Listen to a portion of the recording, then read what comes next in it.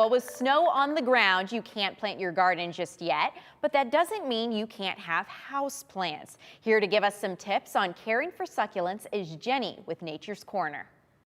Without a doubt, the most popular houseplant that we sell in our garden shop are succulents. Lots of different varieties, very low maintenance, but I do want to give you 5 tips on how to keep them healthy.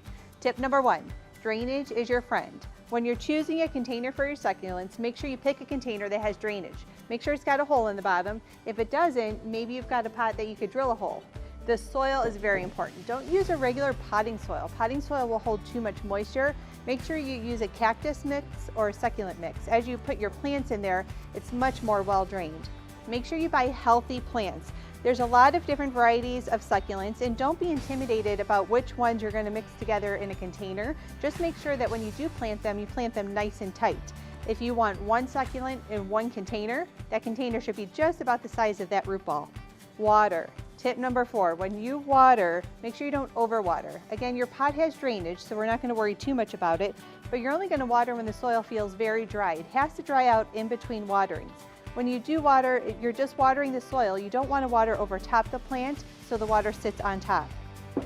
Tip number 5, light. Succulents like bright light. They should get about 4 to 6 hours of bright light. I don't often like direct sunlight, maybe in a south window. If it is a south facing, have a sheer curtain or something to break up the sun. So those are just 5 tips to help keep your succulents healthy. And if you're ready to start a garden of your own, stop into Nature's Corner and we're happy to help.